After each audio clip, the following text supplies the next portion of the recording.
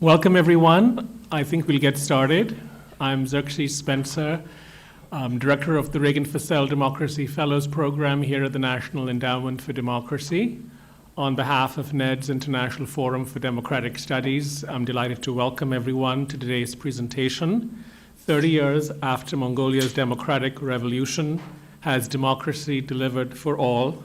Featuring Reagan Fasel Democracy Fellow, Dolgion Aldar. We're pleased to have with us as discussant Lynn Lee, Associate Director for Asia here at the National Endowment for Democracy.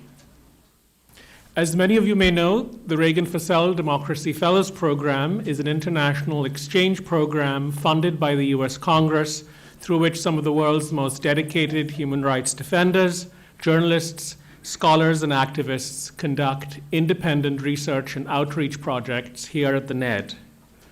Now in our 19th year, the program has hosted more than 300 fellows from over 90 countries since its inception in 2001. Within this extraordinary group, our speaker today stands out for her unwavering commitment to socioeconomic equality and democracy in Mongolia.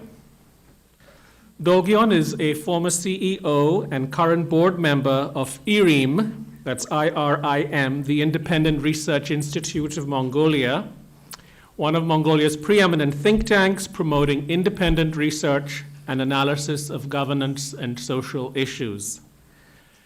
In the course of her fellowship at NED, she's been assessing the quality of democracy in Mongolia today, a pursuit that is especially appropriate given that this year, 2020, marks the 30th anniversary of Mongolia's democratic revolution.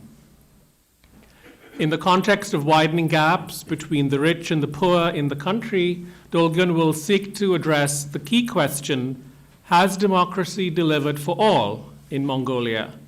And will offer her insights on ways to advance socioeconomic equality and deepen democracy in the country. Lynn is Associate Director for Asia here at the NED, where she oversees the grant portfolio for democracy and human rights programs in East Asia and Asia regional initiatives. She's been involved in programmatic and evaluation initiatives in the region for a number of years and has a wealth of experience working on the rule of law, civil society support, and labor rights. We'll now turn the floor over to Dolgion, who will speak for approximately 25 minutes, followed by Lynn, who will speak for about 10. For those of you on Twitter, you can follow this presentation and contribute to the conversation by using the hashtag NED events, or by following the forum at Think Democracy and the endowment at NE Democracy. If you haven't already done so, please take a moment to silence your cell phones. And finally, let me take this opportunity to thank the many staff involved in setting up for today's event, especially Research Associate Laura Newmayer, who offered vital assistance in preparing for today's presentation. Thank you. Dolgion.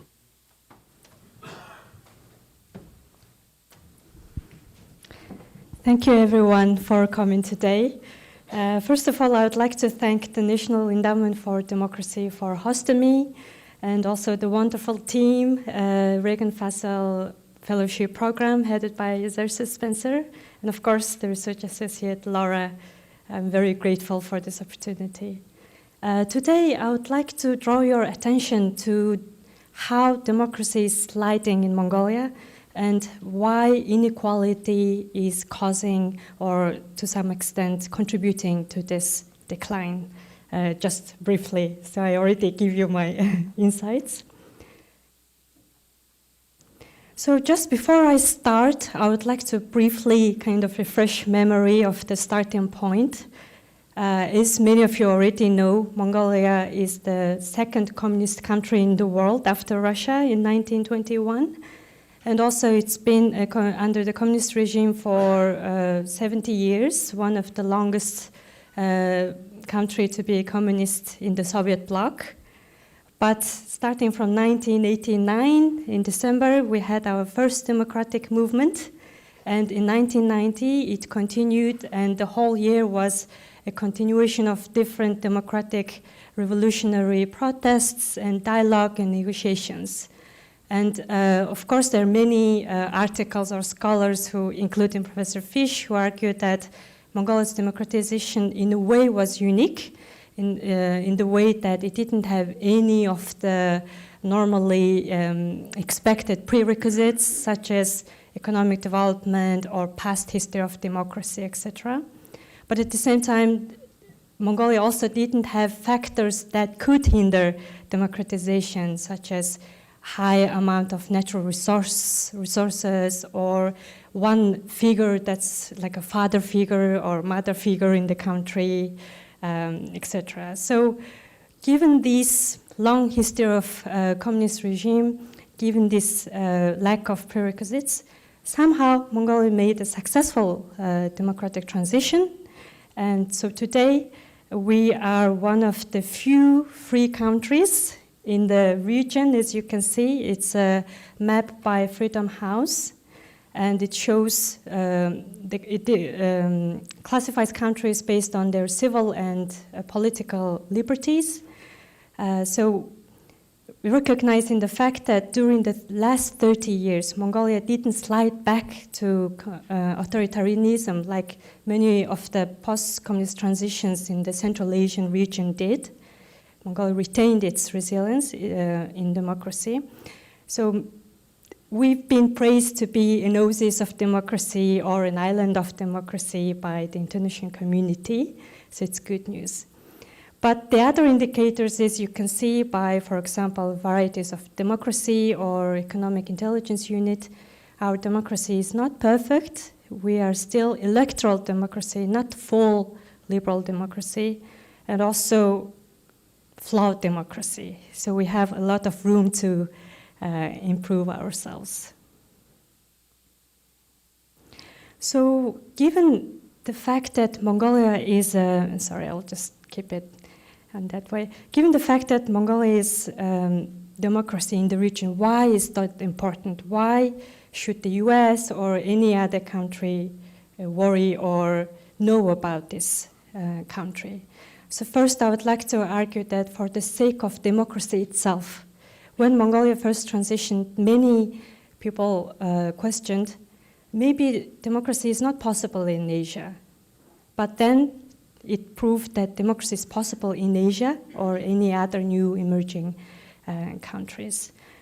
But also given the fact that internationally now we are experiencing some difficulties, to put it softly, in democracy, and many other democracies in Asia like Sri Lanka, India, Philippines, Indonesia are experiencing some difficulties. So we also mimic that current problem. So I want to see where we are lagging behind and where we need improvement. So first of all, my first argument is that the quality of democracy is something that we are lagging behind. Not mere presence of democracy, but its quality. And of course, there are many ways to measure quality and what we should look at, including its procedures, like is there a sufficient rule of law, accountability, participation, etc. In most of these procedural quality of everyday democracy institutions, we rank usually medium average or below average. So there are many indicators, but I just want to show one example, corruption. It's a kind of known topic everywhere in the world. So you remember the past map, yes, which Mongolia is an island. So whereas here on this map, corruption-wise, that's an index pulled out from the Worldwide Governance Index. And you can see that Mongolia is now not an island anymore. It looks the same, similar as China, or better than Russia. So we rank 25 to 50% out of 100. So far from behind of controlling corruption fully. So that kind of is just one indicator how the quality of democracy is lagging behind. Another kind of interesting point I would like to make is that we talk about these procedures, but we forget to think how deeply rooted the values and norms of democracy within the society or in people's lives. So this survey conducted by Asian Barometer Survey measures First of all, they ask, do you support democracy or is this the viable kind of regime? Most people say yes, almost in all democracies.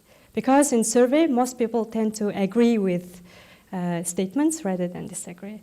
But this particular graph shows 7 specific authoritarian statements that show, for example, when countries undergoing economic difficulties or some difficulties, should leaders just forget about the law and take urgent measures? That kind of statements.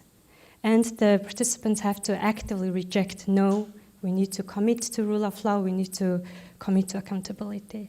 But as you can see, those who actively rejected those authoritarian values, Mongolia ranks the lowest compared to Philippines, Thailand, Taiwan, Korea, and Indonesia. So although we see Mongolian democracy strong in terms of civil and political liberties and legal framework, maybe in a way we can argue it's been only 30 years and we didn't have enough time to fully absorb the values. So as such, both in terms of the quality and depth of democracy, we are a bit problematic.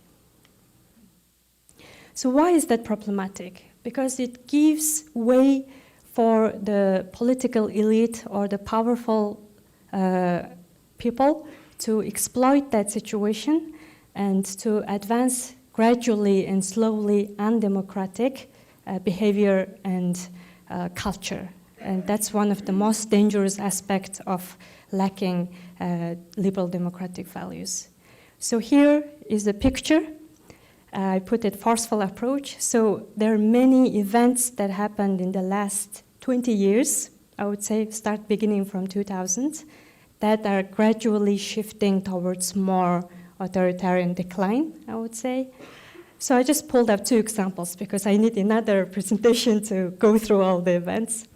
So this picture shows when the government of Mongolia in December 2018 seized a silver mining site that was owned by private Chinese investors and the special military operation that happened in seizing.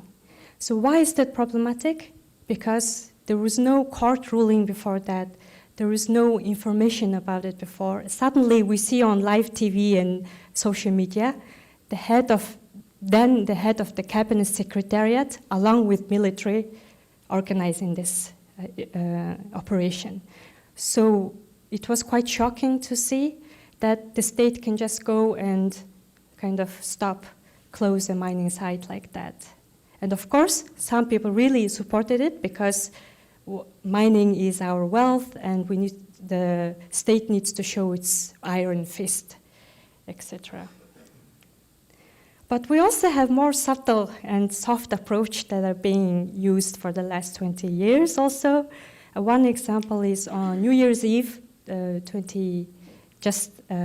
midnight, the president of Mongolia made an announcement saying that the National Security Council, consisting of the Speaker of Parliament, and now that's him, President and Prime Minister, 3 of them decided that the government of Mongolia should forgive or pay off all the pension-backed loans of the older people, one-off, scrap-off. So that created a lot of division afterwards in the society. Some people said, how about those who are really poor and who didn't have pension loan in the first place? Or how about all these people who would think that in the future maybe we don't need to repay the bank because state will maybe pay it off.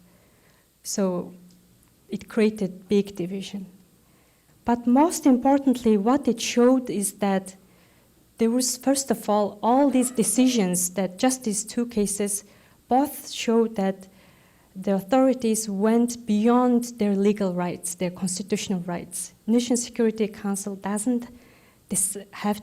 shouldn't decide such kind of development policies within the country, but they did. And soon after that, to legalize things, the Ministry of Social Protection drafted the law to cancel the pension, and Parliament approved it, so now it's legal. So this shows this worrying trend where few people start making decisions. Secondly, there was no consultation, no research or policy. I searched a lot to see exactly what led to this decision, but there was no immediate document that backed this situation up. So as I'm sure many of you have read, How Democracies Die, Levitsky and Ziblatt highlighted, unfortunately, democracies die in a slowly way, gradually, without people's knowledge, and often by the democratically elected officials themselves.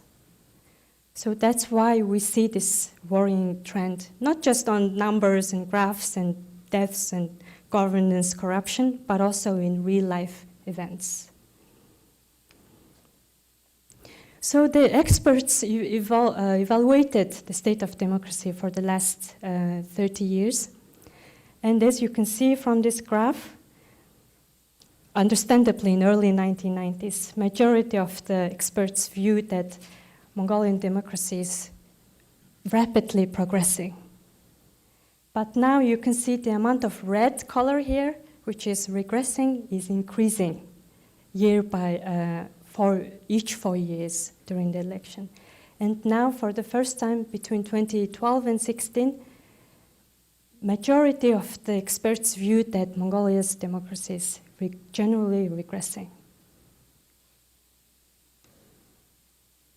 So we just saw many figures and facts how democracy is being eroded and is in danger, in what areas we are lagging behind.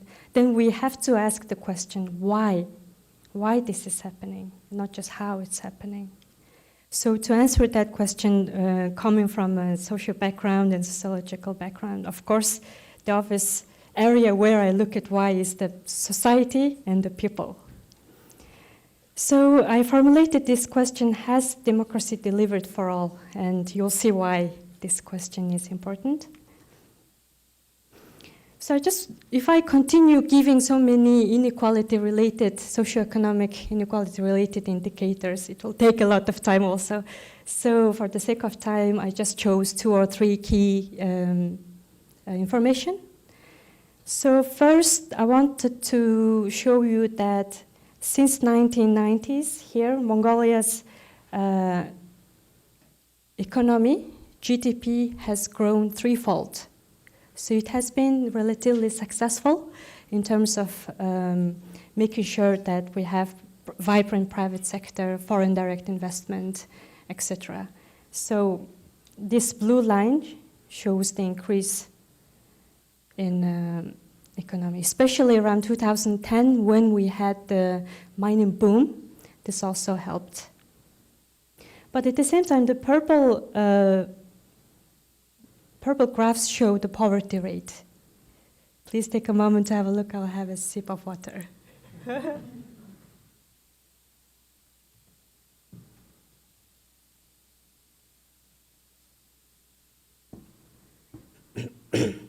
So as you can see, the poverty rate hasn't declined as significantly as the GDP growth.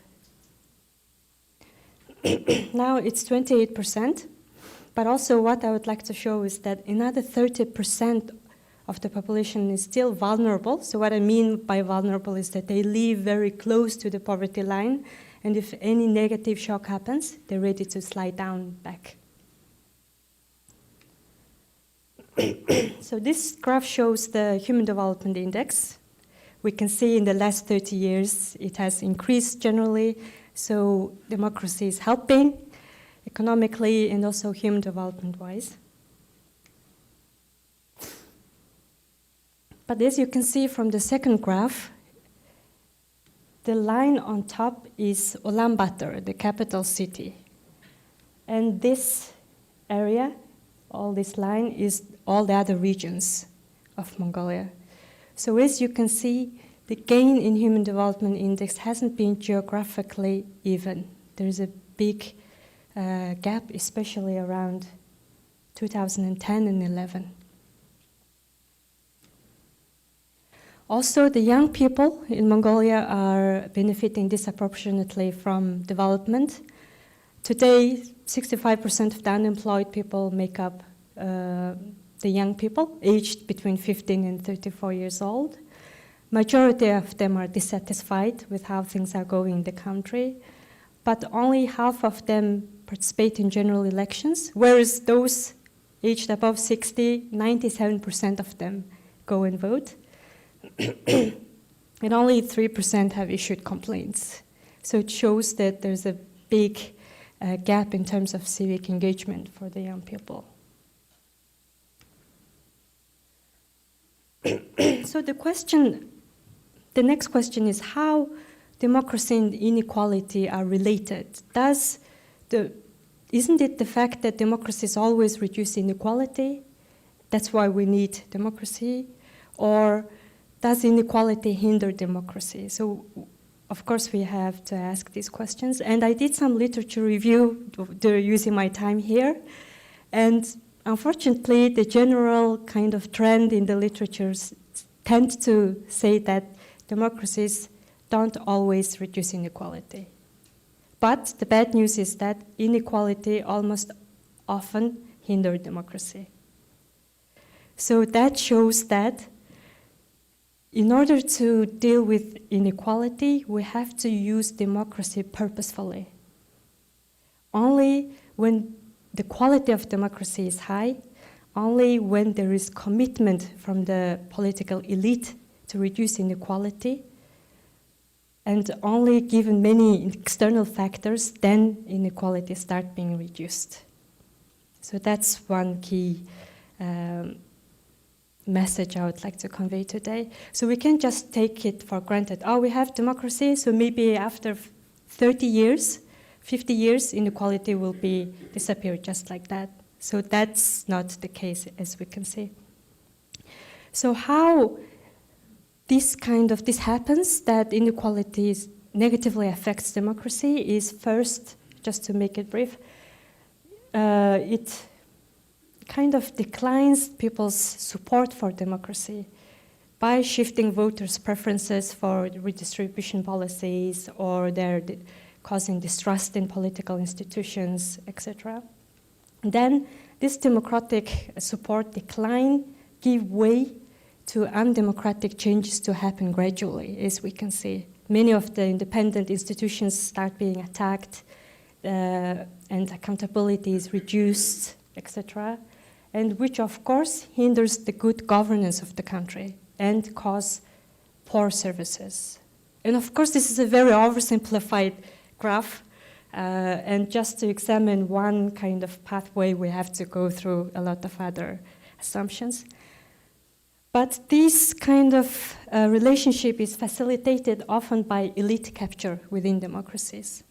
So one important thing we need to acknowledge in democracy is that by definition, normally, it should give power to the people by law. But the elite can always find ways to increase their power, de facto power, for example, through lobbying or by having more media influence, etc. So their de facto power is high. But also, this situation, the degree of how much inequality can hinder democracy depends, of course, on the international factors. If we have favorable international environment, maybe it can reduce. If unfavorable, like we find now, it worsens the situation. So as you can see, we're in this kind of vicious cycle that we have to break one of the cycle points. So this poster has been circulated through social media for the last 2 years quite a lot. So it's written in Mongolian, so it's hard to know what it means. So if I bring the translation, you can see #democracy. And on the left-hand side, you see people living in urban slums with pollution, lack of access to services, etc. And they call it voters in democracy. And on the right-hand side, we see people playing polo and swimming pool, etc. And they are called the Democrats. So I was also asking who made this poster and went through this time and circulated it, is another question. But it kind of explicitly tried to say a message that democracy didn't help the people, and the Democrats are now benefiting from, are the only ones who are benefiting from democracy. Also, not just a single poster, but also survey by the same Asian Barometer survey conducted in the last 4 or 5 waves show which one is important for the people, reducing inequality or protecting political rights. So as you can see, those who say reducing inequality is more important make up 70% of the total population, and only 6% said both need to be protected. So this is what public is trying to say. That's their priority.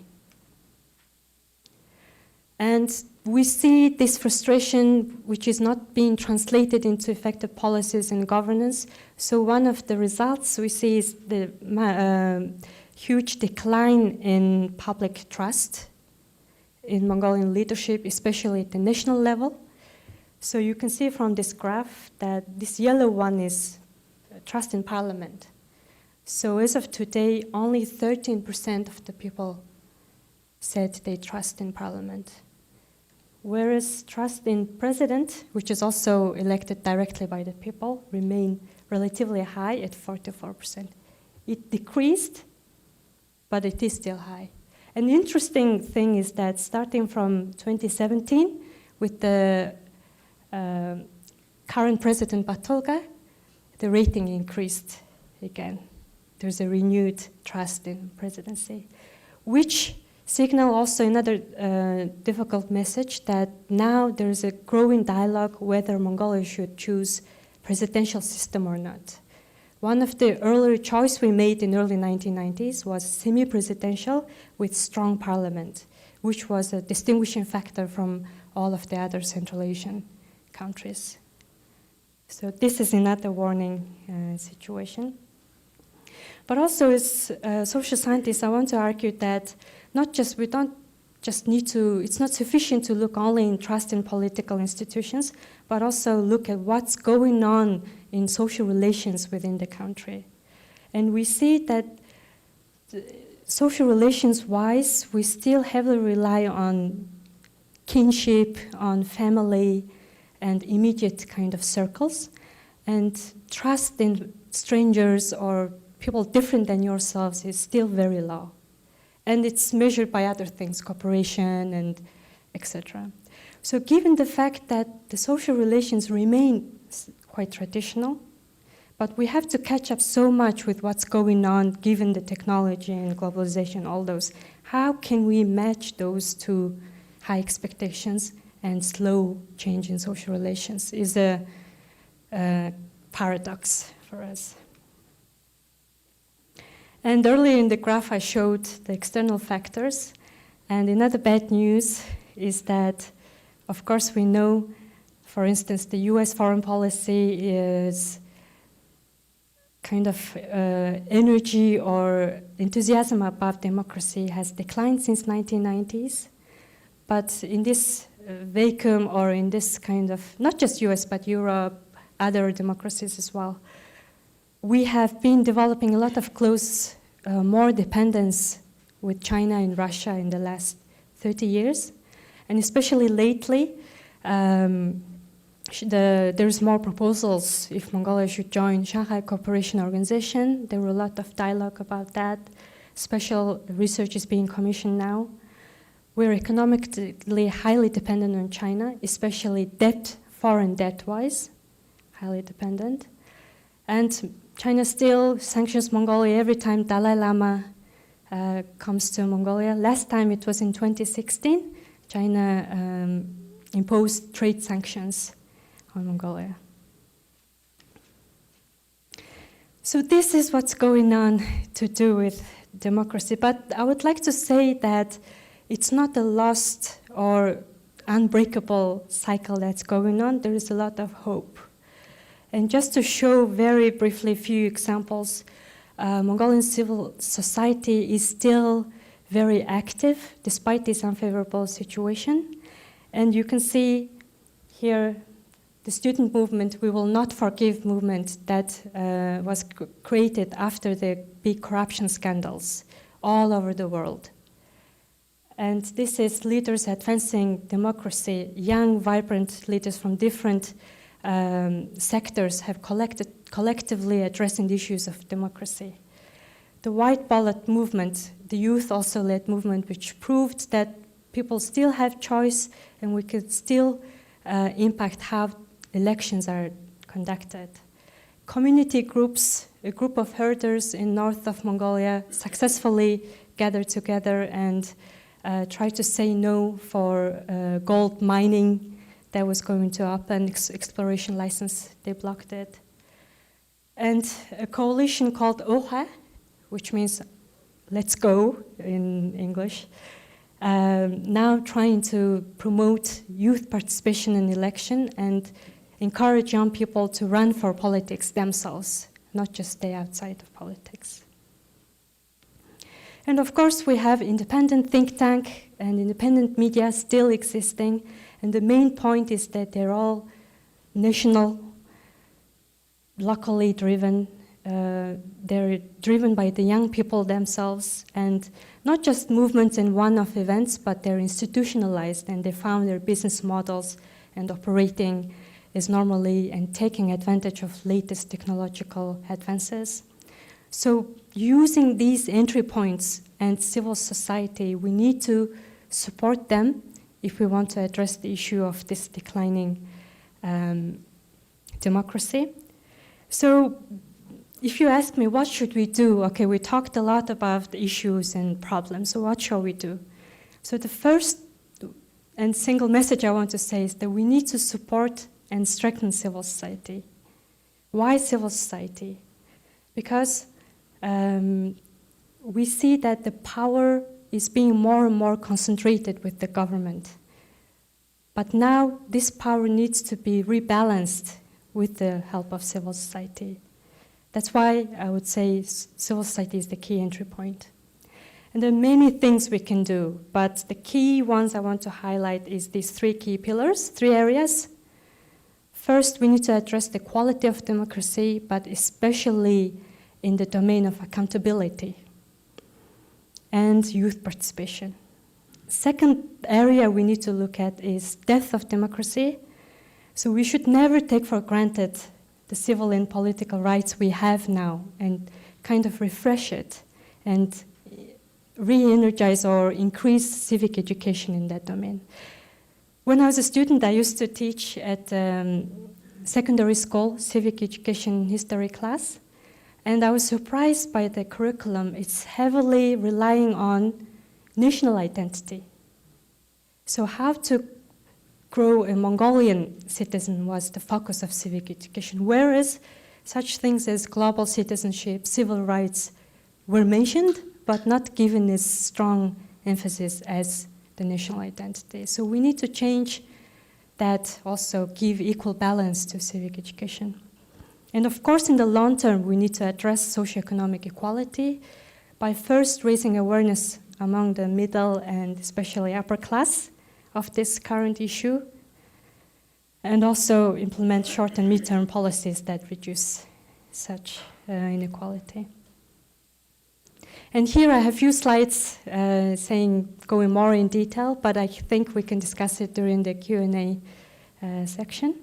And I would like to finish my presentation by saying that if democracy is not purposefully used, then the cycle that we saw will persist. And if inequality persists, democracy risks erosion. Thank you.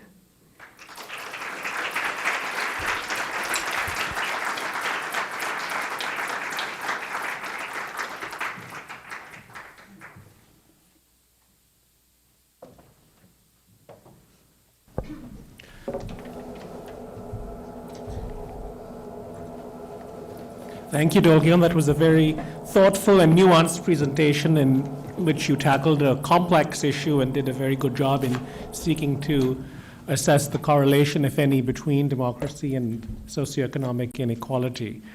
Let us turn now to Lynn, who has some reflections and observations of her own. Thank you. I just want to sort of put out this caveat that the National Endowment for Democracy actually doesn't have a Mongolia program, but we have been engaging with Mongolia as a democracy partner and more proactively between 2013 and 17. And I also want to sort of mention that despite that NED doesn't work in Mongolia, we have International Republican Institute, one of our core institutes, who's been very active on supporting democracy and civil society in Mongolia. So my reflection today, for the next few minutes, is really sort of based on my 4 years of Mongolian engagement on democratic partnership building and sort of reflecting on Dolgion's presentation. So if we could sort of turn back time to 2013, when Mongolia was the chairman or chair of the Community of Democracies. This is around the time where the Mongolian political leadership really wanted to position itself as either the oasis island or the beacon of democracy. And their argument at that time was that Mongolia's democratic transition really is unique in a sense that it didn't shed any blood.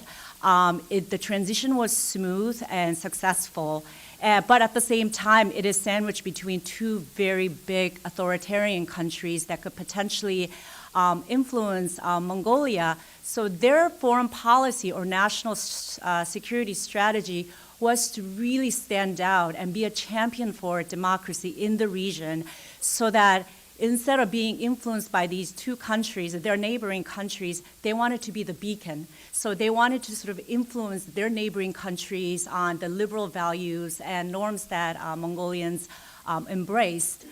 So that was sort of 2019, and Karl Gershman, the president of NED, and I went to Mongolia several times to sort of engage Mongolia in a very constructive way. And Mongolia was very interested in the idea of sort of being a democracy support partner, and they were particularly interested in Central Asia and Southeast Asia.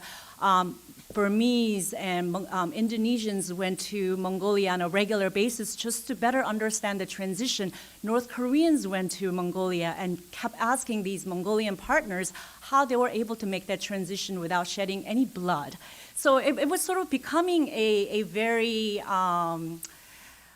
a promising partner for us. But as Dolgion mentioned, at the same time, the Mongolian political leadership was pushing for this international role that Mongolia could play. They were beginning to have more problems on the socioeconomic front. And by the time I visited, the last time I visited Mongolia in 2017, I think the people below the poverty line has gone, the number of the people under poverty line has gone up. And there was already a lot of discontent about the inequality that was becoming much more visible and obvious in the Mongolian society. So that was sort of around the time when our civil society and independent media and think tank partners began to sort of reflect on their track record as a democracy support or civil society organizations of promoting these values. They were beginning to wonder what possibly have gone wrong or what they could do things a little bit differently because the increasing inequality was very concerning to them. And as Dolgion mentioned in the presentation, corruption and the more consolidation of power in the presidential office was also becoming an issue.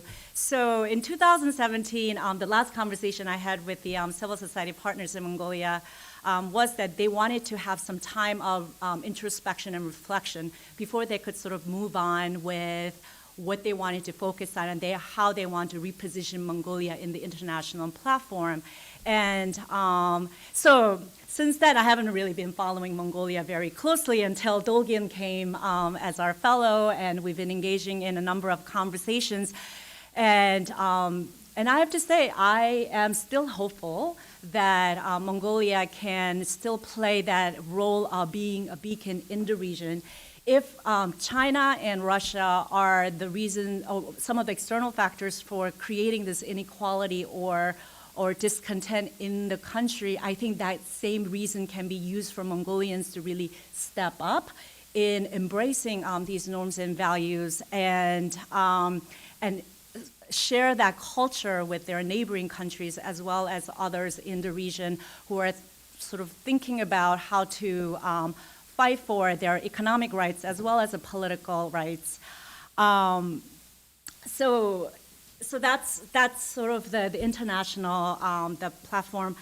I guess I have one more thing. I think Mongolia, as Dolgion said, is a very interesting case because it's a non-Western country that decided to become a democracy without any particular pressure from other countries.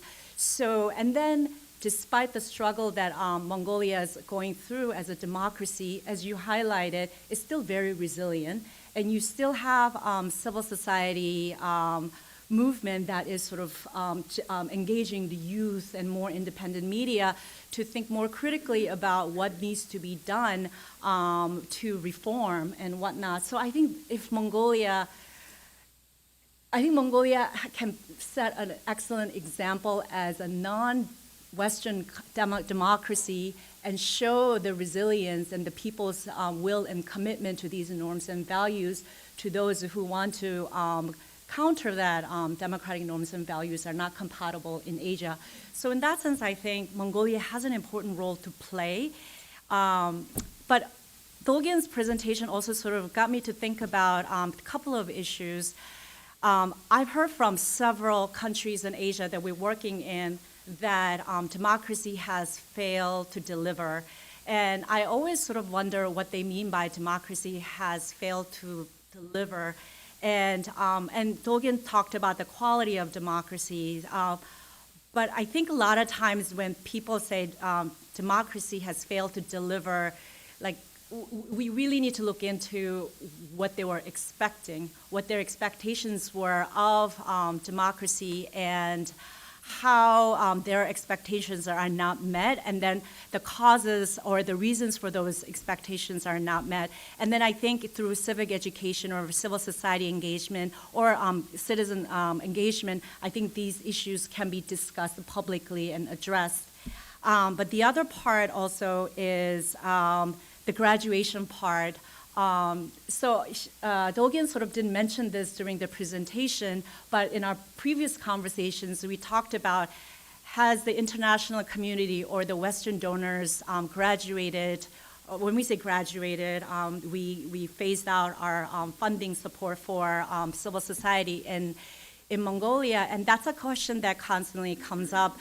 We have a number of countries such as Thailand, Philippines, Sri Lanka, Bangladesh, and Cambodia, whose civil society organizations are telling us that the Western countries, or not just the Western countries, but democracy support organizations left before they're able to really own the agenda and establish the funding sustainability and have built the capacity to be able to just continue the work that they've been able to do.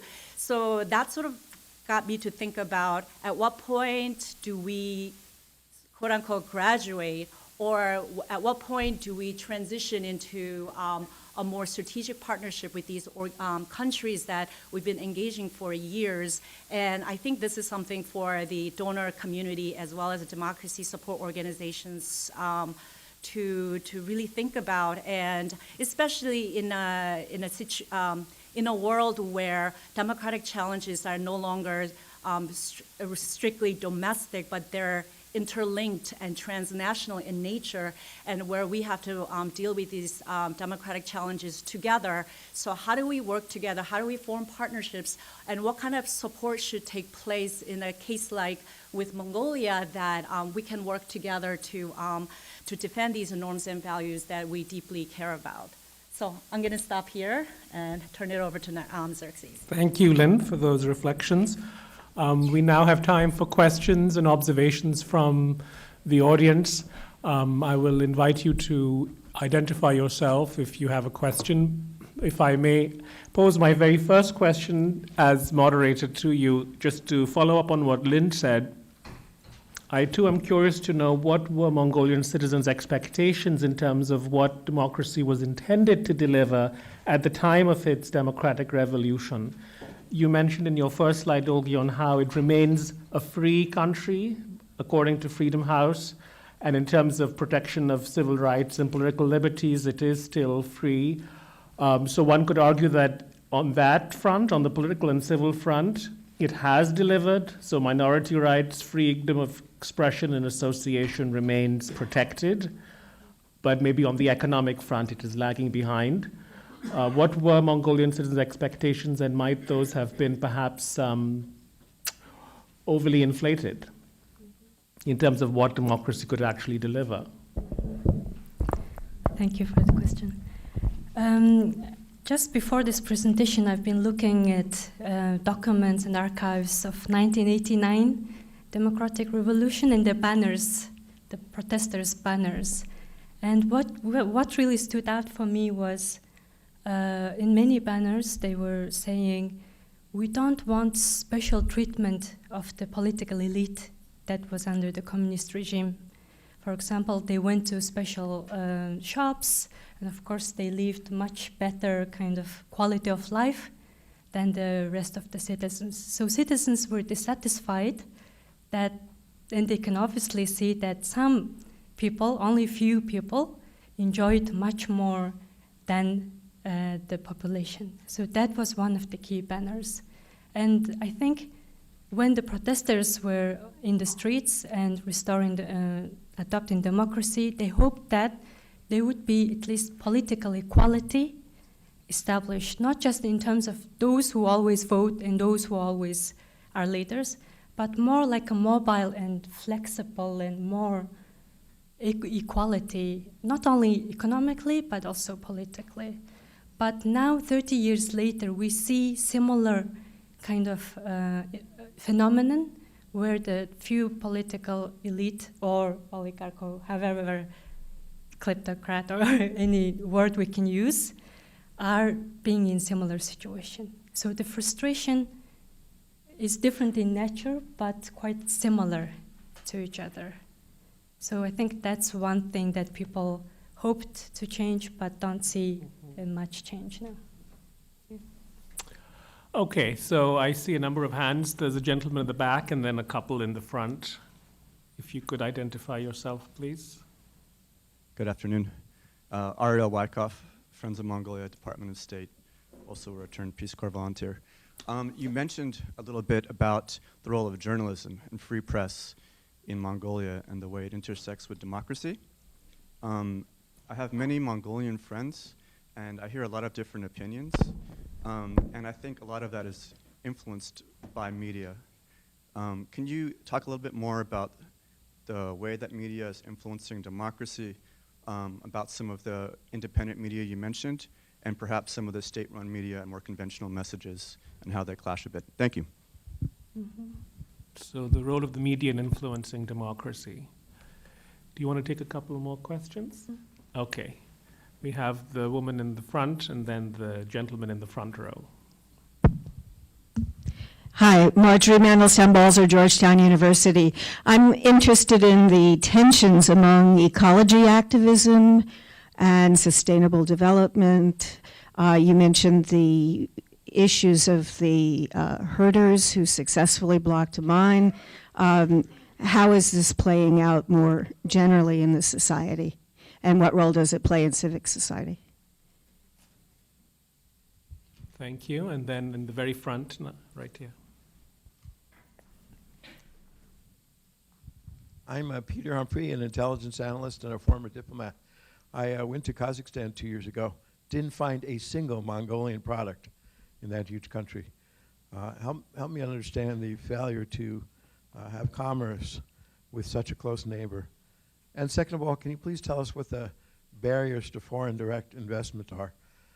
As people attempt to decouple from the Chinese autocracy, it would seem the perfect solution to move not too far away and do things like microelectronic assembly in Mongolia. What are the barriers to that concept? Thank you. So maybe we can tackle the first question, the role of an independent media in influencing and advancing democratic norms in Mongolia. So it's interesting to see that the Freedom House index I showed earlier, one of the indicators that are quite lower within the civil and political liberties is press freedom. So in that sense, we are having a lot of trouble because most of the media beneficial ownership is not open. And recently there were efforts to disclose the beneficial ownership information. And most of this media is owned by political and business people as well. So the space for independent media was quite small at times.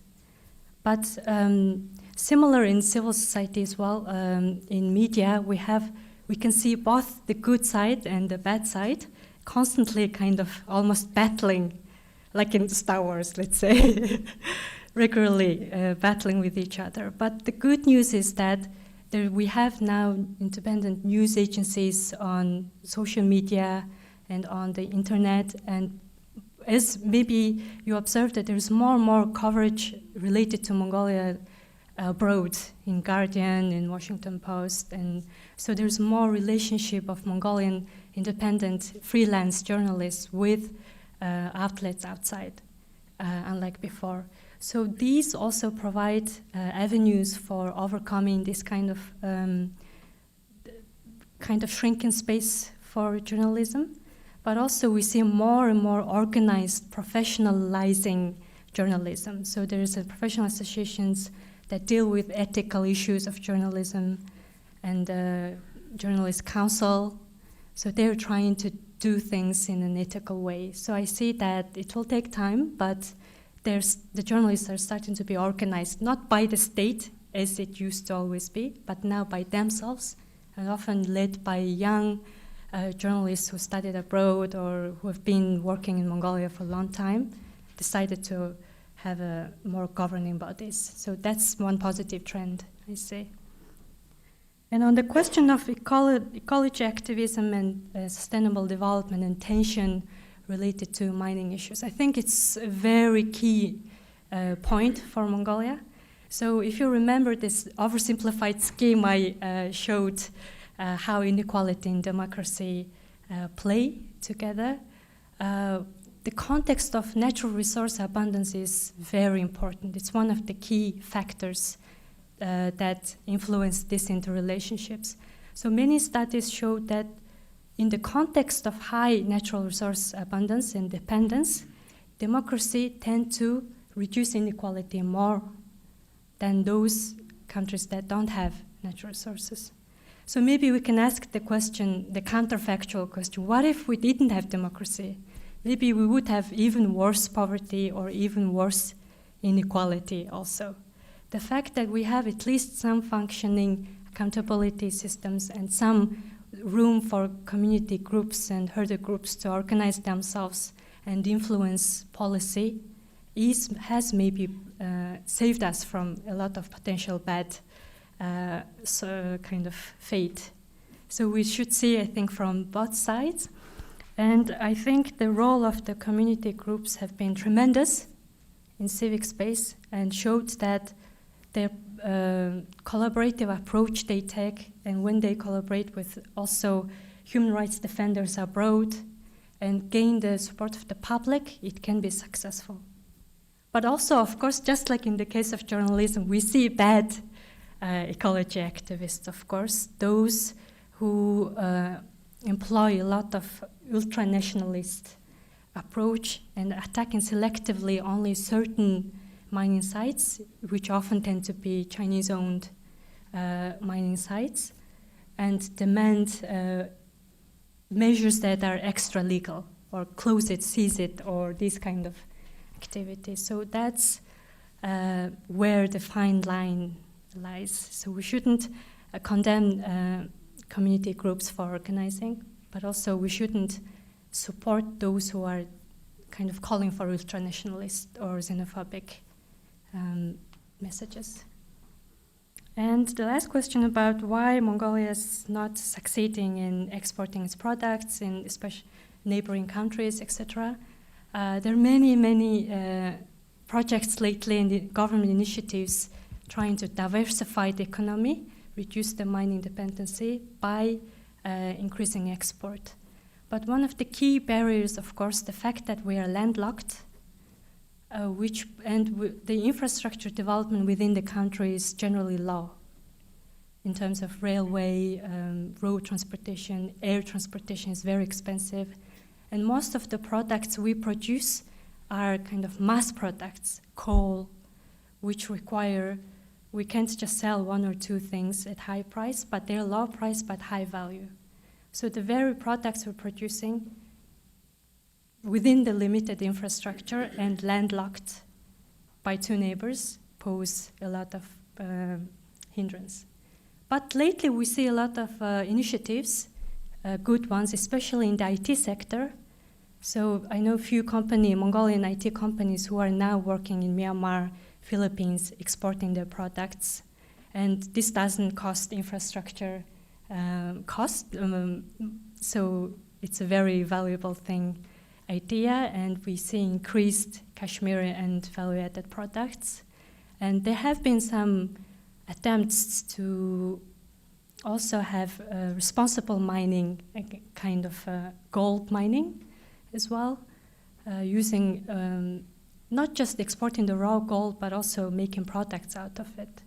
So these kind of initiatives we see, and the government keep trying to diversify the economy. Yeah, thank you. Dolgion, I have a quick, maybe not so quick follow-up question about Mongolia's geography. On the one hand, it's remarkable that given the landlocked situation sandwiched between two authoritarian superpowers, it is remarkable that it has retained its democracy over 30 years. And then on the other hand, you mentioned in your latter slides how the environment is unfavorable and Russia and China are beginning to infiltrate economically and perhaps otherwise. To what extent is the Mongolian civil society aware of this authoritarian influence, and in what ways might civil society be seeking to educate, inform, and push back against that external unfavorable influence? Mm-hmm. One of the interesting experience I had at NED was to see how aware or how kind of academically studied these different superpowers and their influence on emerging democracies. But I find that this kind of awareness and systematic kind of discussion is lacking at the moment, given the urgency of the situation. Of course, there are scholars and special agencies and security agencies who study those topics, but they don't translate necessarily towards the civil society activists. So one of the strategies I had put earlier in the Journal of Democracy was called malign influence. So people should be aware of this kind of malign influence, but there's no actor at the moment specifically working on that topic. Thank you. Okay, so we have a number of questions. Maybe we'll take another three. There's the woman in the front, in the red, and then in the same row to the far left, and then the woman next to her. So right, Alex, 1, 2, 3. Yeah. My name is Patricia Wrench, and I had been in Foreign Service with State Department. One of the things I was interested in, I think you said 83% of the youth are unemployed. Are these youth allowed to go out of Mongolia and find work in other countries? And if so, what kind of work would they find? Do they go to college? Or that's not possible for many? Are the youth a problem in Mongolian society, like they can be here when they don't have work? And did I say the wrong thing? No. And then the other question, what kind of corruption? Can you describe the corruption you have? Okay, thank you, very interesting. Thank you. Okay. Let's take the second question. Yes. Rani Traikova with USAID. We met before. Nice to see you again. My question is related to youth. I was very pleased to see that one of your recommendations was a heavier investment in civil society and particularly youth. And I'm very pleased to announce that also USAID just launched a small program to help youth engage in voter education efforts in advance of the next several elections. Really, my particular question relates to how do you see people like yourself, young people, re-engage or engage for the first time in the electoral process? You mentioned several initiatives, and when I was in Mongolia, I was very, very, very impressed by young people and just the level of their competency. Also, USAID has invested, and Ambassador Galt is here, in the LEAD program, and I've seen so many promising young people. So in advance of the next, looking ahead, how do you see, what would make youth engage in elections and take leadership positions so that things hopefully change for the better? Thank you. And then let's take the third question also in the same row. Hello, my name is Monica Weller, and I'm currently working at the Reichauer Center as a policy research fellow on Mongolian studies, and I previously completed a Fulbright in Mongolia. And I guess what I'm interested in is what you see the impact of the constitutional amendments as well as how this year's elections will affect Mongolia. Thank you.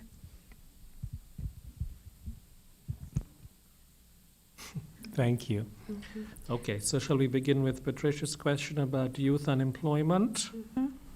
Yes, so I think the slide was maybe not very clear to understand. 83% of the young people were dissatisfied with the existing economic and political situation. But of the unemployed, registered unemployed people, 63% are young people. So it doesn't mean 63% of all the young people are unemployed. So the number is not that high as it sounds.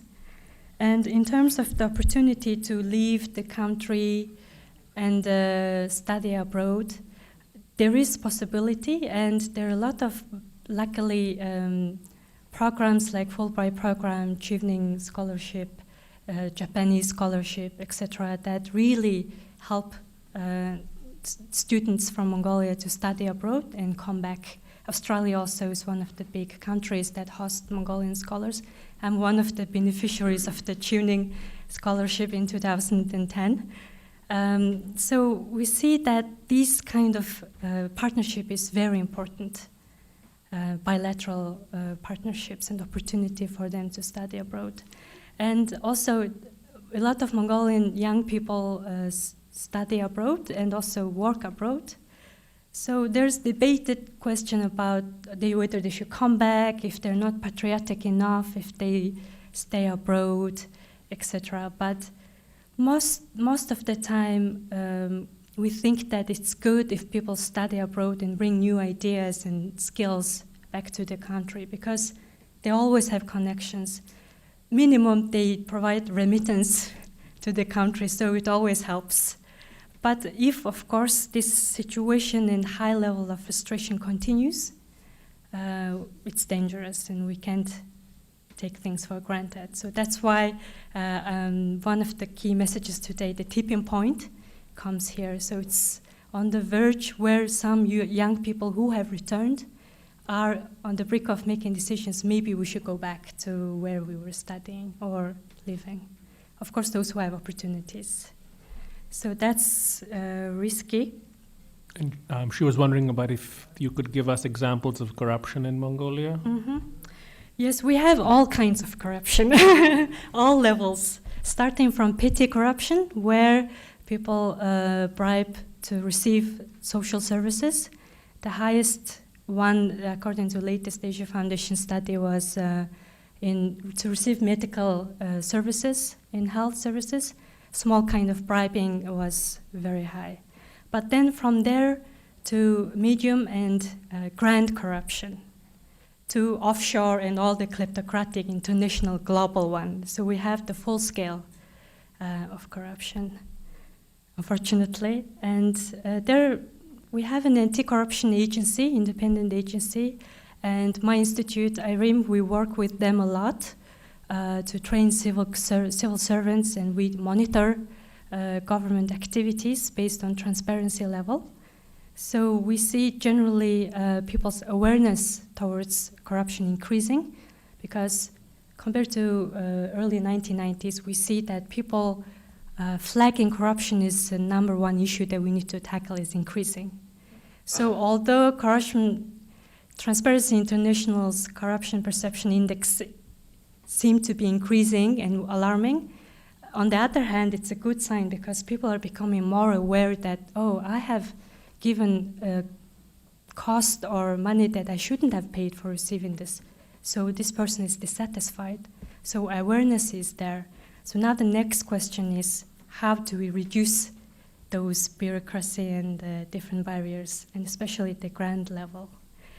And lately, we've been very entertained, unfortunately, with series of corruption scandals. One civil servant, for example, had hidden cash in his socket, and then there was like TV showing the socket, and it's hundreds of dollars. I don't know how many this amount is, how many dollars. So I didn't count it myself. So anyway, so these kind of ridiculous events we see every day on TV. So it's good that he's been exposed, but it kind of gives an impression that it's widespread and it's easy to be a civil servant and get this money rather than working hard and never make it. Yeah. So the second question was how to bolster youth engagement in electoral initiatives in Mongolia?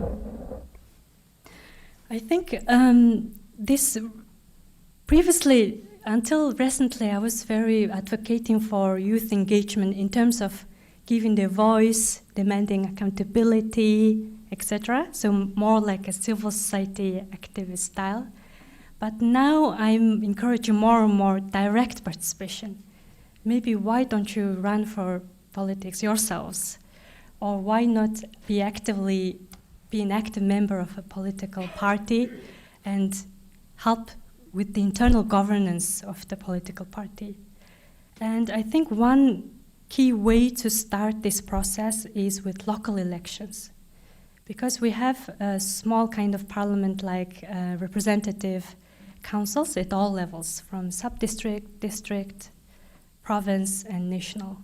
People think that politics is always national, but the youth, they can start with the local.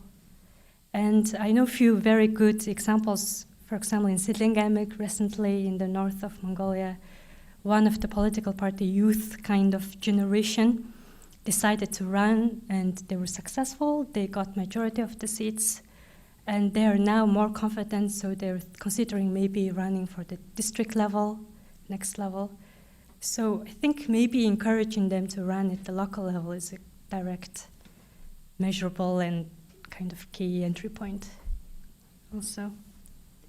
And in terms of the constitutional amendment and the election, so today, also in my invitation, I put tipping point, and one of the reasons is, two of the reasons are these two. Just recently we had constitutional amendment, and there are many changes. For example, the presidential term has been extended from 4 years to 6 years, and there are many clauses and articles that are still not clear, and that should be decided by accompanying laws, the new amendment in the laws. For example, election law, law on political parties, etc. So we are now in a decisive moment. If these laws become very restrictive or dangerous or not really fully committing to the core principles of democracy, which is potential maybe, then that's dangerous. So more worrying is that the constitutional amendment has provided some space for maybe both positive or potentially even some negative developments. So that's why urgently and now before the general election we have to start advocating for positive changes and guard negative potential inclines and kind of highlight them among the public. So that's why we need urgent support for the civil society. Thank you. Okay, we have a couple of questions on the far left, in the middle, and then at the back, and then one to my right. Yes. Hi, Bennett Hansen with Global Press Journal, and we just opened a news bureau, bureau in the country. So I do research here. I'm curious how open and accessible is the government data? Are there better alternatives? And if you could speak on the shutdown, basically, with coronavirus. Oh, Lynn. Thank you. And yeah, Josh. I'm Josh Curtis. I work here. So I noticed in the graph of GDP versus the poverty level that it looked like the poverty level and GDP kind of tracked closely, that as GDP was growing, poverty was declining until about 2011-13. And then GDP started growing again, but poverty levels continued. They started increasing. Was there some event of relevance, maybe related to increased corruption or something, that hasn't been fixed since then at that moment? I think it'd be interesting. Thank you. And then to my right here, there is a question in the third row.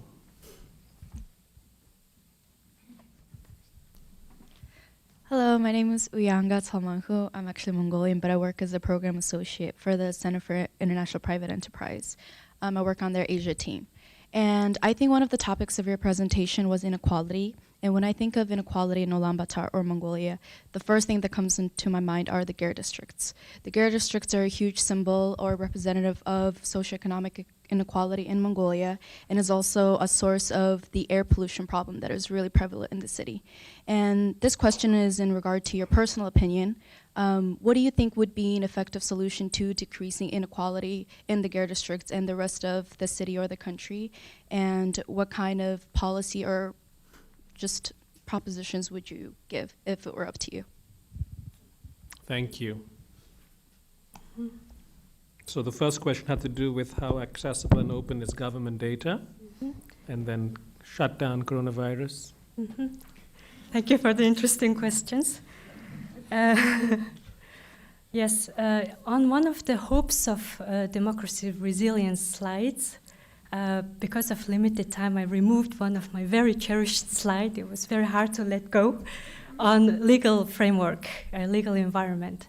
So Mongolia generally has quite positive and relatively well-established transparency-related laws, such as right to transparency and information, public hearing law, etc., and also allowing direct participation of people in budget formulation. We have law, development policy, planning law, which requires people's consultation and civil society consultation. So these were adopted thanks to our regular partnership with foreign, with external donors also. They have helped a lot to formulate these kind of good kind of governance policies. So as a result, data is relatively accessible. National Statistics Office is one of the best ranked organization in terms of data accessibility in the world. It's in English, and many of the, even the governance questions with trust came from the Statistics Office. So many of them are accessible. But of course, they don't go deep into topics. So institutions like ours, IRIM, we publish our report online in English and Mongolian. And there are also a few other research think tanks that specialize in economic topics or trade topics. So generally, yes, I would say it's not like in other very closed societies, but not like in the US or Europe where you have 50, 60 years of panel data you can just play with. So it's, in that sense, it's very limited. In terms of coronavirus, yes, we shut down the border, and school has been postponed until 2nd of March. Bars and public spaces are closed. So there's a total shutdown almost and within the country now. So it's, again, we have to understand that, and it was a similar situation during SARS, the earlier virus as well. The population-wise, we are not that high, so we tend to try to defend people from such kind of drastic events. But another criticism was that we lose people, much more people, every day on road accidents, air pollution, ongoing flu, lack of treatment, etc. So why government suddenly has become so worried about people's health and taking these measures, and why they haven't been addressing these ongoing problems that cause much more deaths? So again, it's a question whether there's some kind of political thing going on, or if the government is being too responsive to people's worry. It's hard to say. And because I'm not an epidemiologist, someone who studies such kind of communicable diseases, I can't really say. Just to observe, we see these policy options. So there was a question about GDP and poverty levels, and at some point the poverty level stopped declining and remained fairly static. Yes, something drastic did happen in 2011. So the GDP, Mongolia had a mining boom. So the commodity price, the usual commodity we sell, coal, gold, copper, all had increased. Partly because in Australia there is a big flooding going on. So China, of course, needed to buy those commodities. So we experienced a high economic growth. At some point, the GDP growth was 17.5%. It was the fastest growing economy in the world for 1 year, unfortunately. And then in 2016, it went down, so negative shock. So during these years, the government social spending has increased massively, so it was quite an expansionary, which did help reducing inequality also.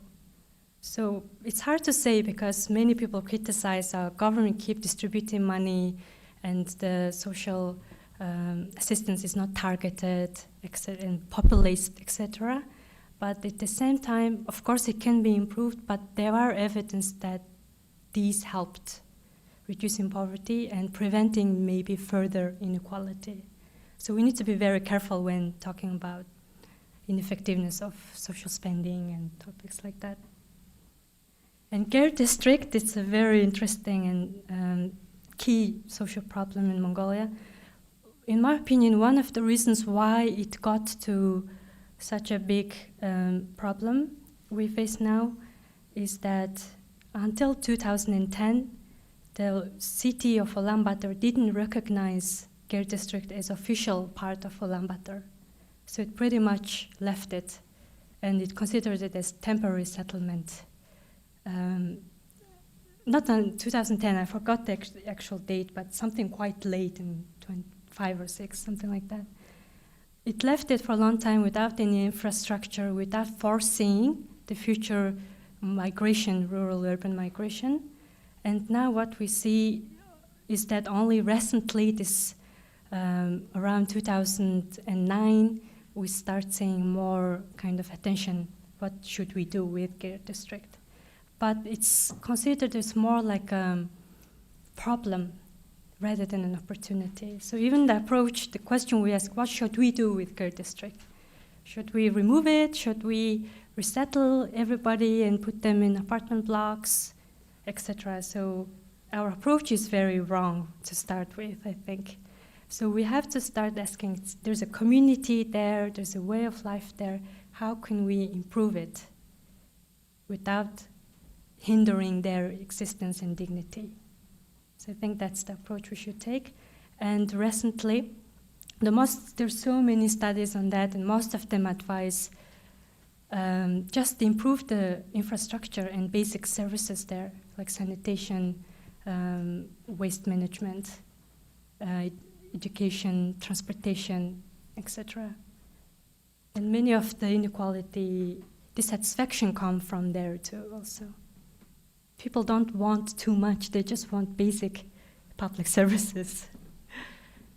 Thank you. I think we have time for just one more question, and that will go to the gentleman behind Laura before we wrap up. Thank you, Mr. Chairman. And if you could introduce yourself, please. My name is Sahab Mehnad, and I was World Bank manager there for 6-7 years from 2001. And I've been back and forth for 20 years. And I just came back 2 weeks ago.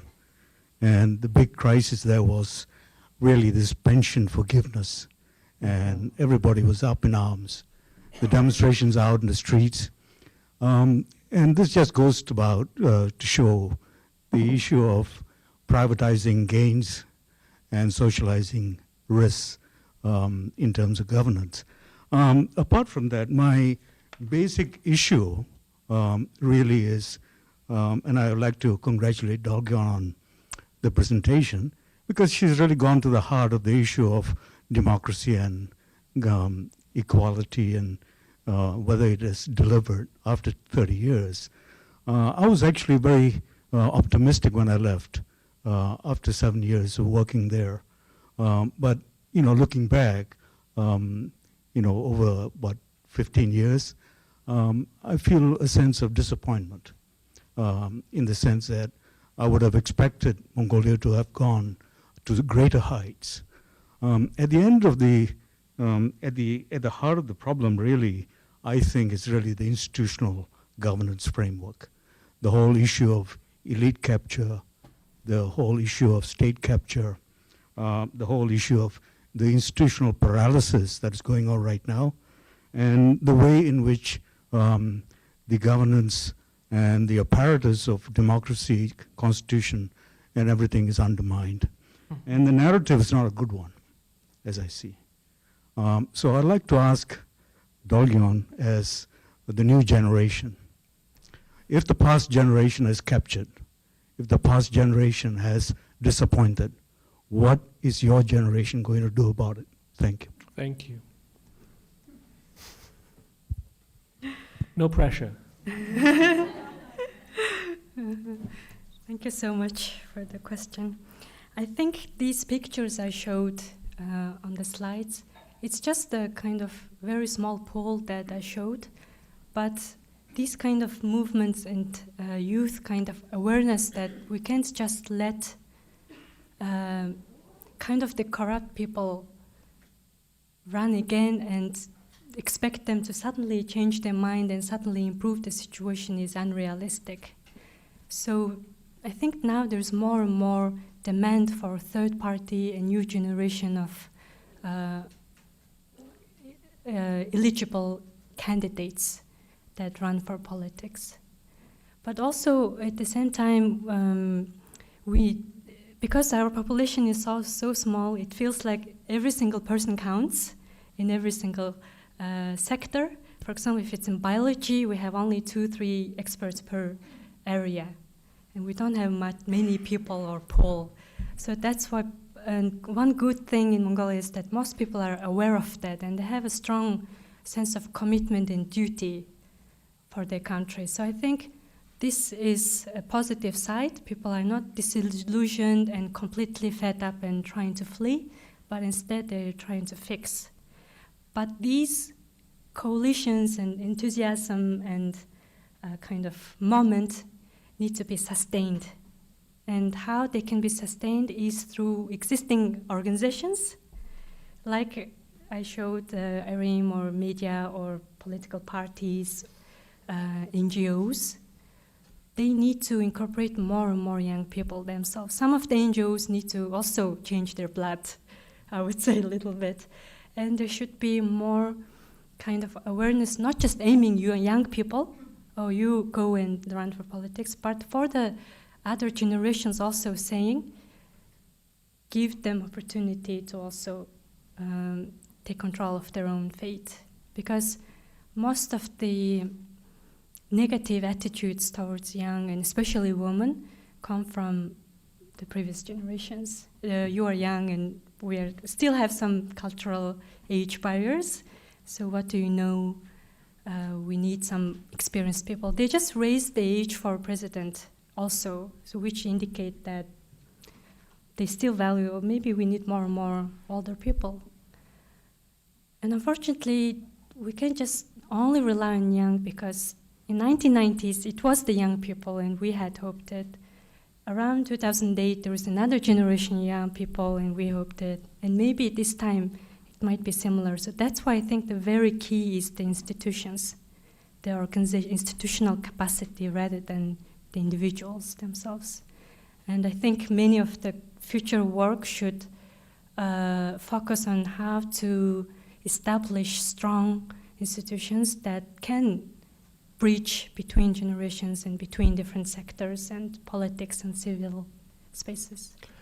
Thank you, Dolgion. So she is here for 1 more month. She will return to Mongolia at the end of February, and so your insights, your observations, your experiences are very welcome. Please connect with her at the end of the talk and beyond for the coming weeks. She would very much welcome your own insights on the relationship between democracy and inequality. So in conclusion, I want to simply say that if Mongolia was once hailed as a beacon of democracy, you strike me as someone who is a beacon of hope for democratic renewal and resilience in Mongolia today. So thank you to Lynn, thank you to our audience, and especially thank you to Dolgion.